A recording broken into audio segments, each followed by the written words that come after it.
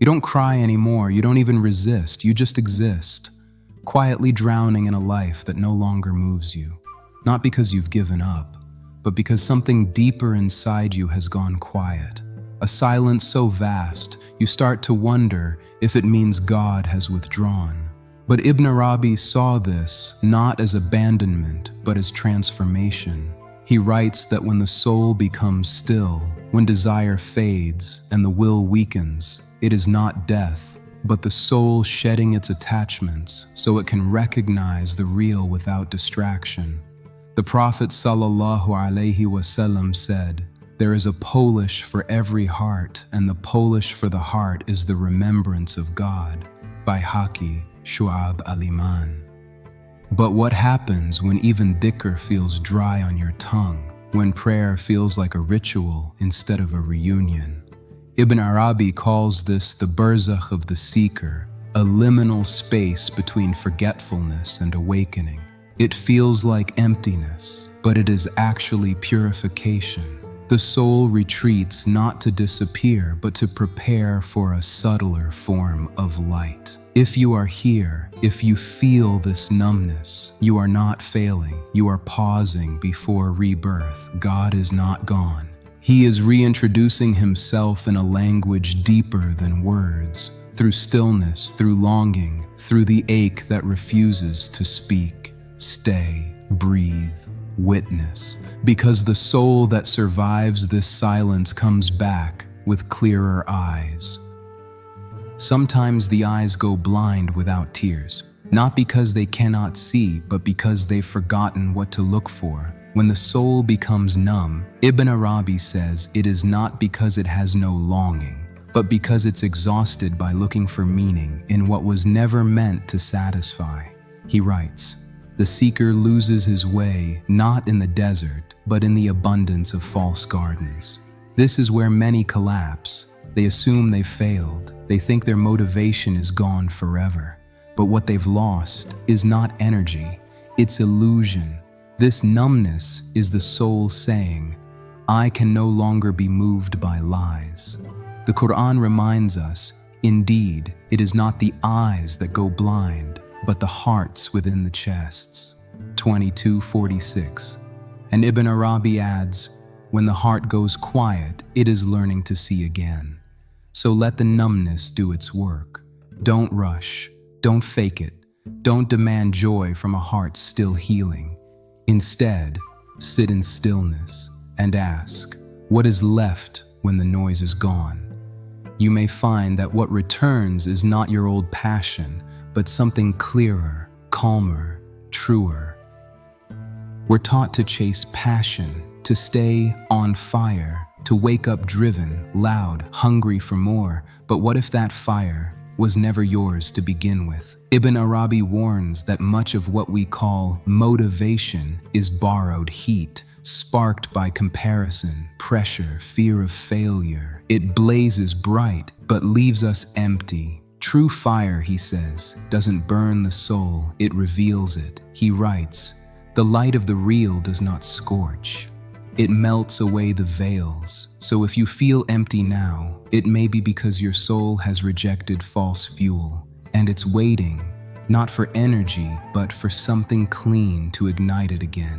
The Prophet ﷺ said, "Every deed is judged by intention." Bukhari, Muslim. And sometimes the purest intention comes only after silence, when the soul has rested, when the noise has died, when your hands reach out without grasping. Then something holy begins to stir, not ambition, not ego, but a quiet flame that doesn't scream for attention, just glows. This is the fire Ibn Arabi speaks of, the one that warms you from within and makes even the smallest act feel sacred. When the fire inside you has faded and even prayer feels like dust, there's a name Ibn Arabi whispers, Ya Muhyi, O giver of life. This name isn't just for the dying, it's for the living who feel dead inside, for those who wake up but feel no pulse of purpose, for the ones who smile but carry no warmth behind it. Ibn Arabi says, Every divine name is a doorway to a state of the soul. So what happens when you call upon Ya Muhyi? Not magic, not fireworks, but presence.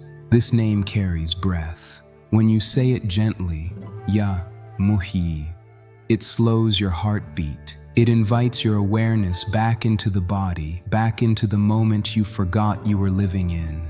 In the Quran, God says, He gives life to the earth after its death. 30:19. And Ibn Arabi insists this isn't just about nature, but your heart. So take a breath, place your hand on your chest, and say it, not loudly, but like you're speaking to the part of you that still remembers how to feel. Ya Muhyi, revive what has gone cold, wake what I've buried in silence, breathe into the places even I stopped visiting. The world teaches you to chase loud awakenings, big changes, big goals, big wins. But Ibn Arabi knew the soul doesn't return with thunder. It comes back like dawn, soft, gradual, and almost unnoticed until light fills the room. He writes, the heart begins to feel warmth, not when it achieves, but when it surrenders. So how do you know the fire is returning? It's not in sudden motivation, it's in small signs. You pause before speaking, you feel your breath again, you look at the sky and it actually moves you. You remember a verse and it lands.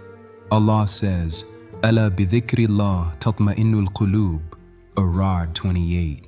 Indeed, in the remembrance of Allah do hearts find rest. And maybe for the first time in weeks, those words don't just sound true, they feel true. Ibn Arabi calls this the moment of tajalli, when the real unveils itself gently through your ordinary moments.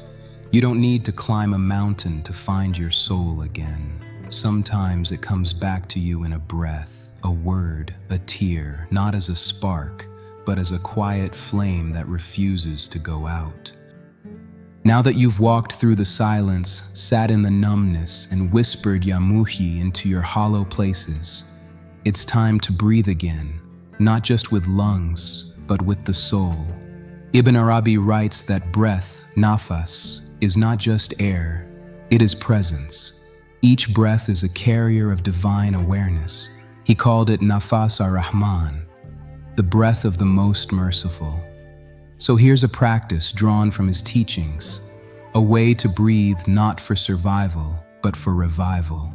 The practice: find stillness, sit where you won't be disturbed, place your hand lightly on your chest, inhale slowly through the nose.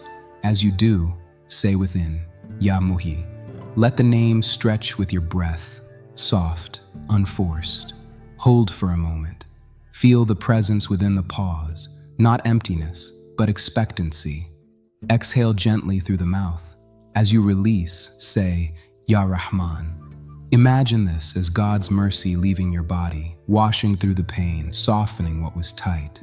Repeat for 5 to 7 breaths. No need to rush. Each breath is a homecoming. You're not trying to fix yourself. You're remembering you were never broken.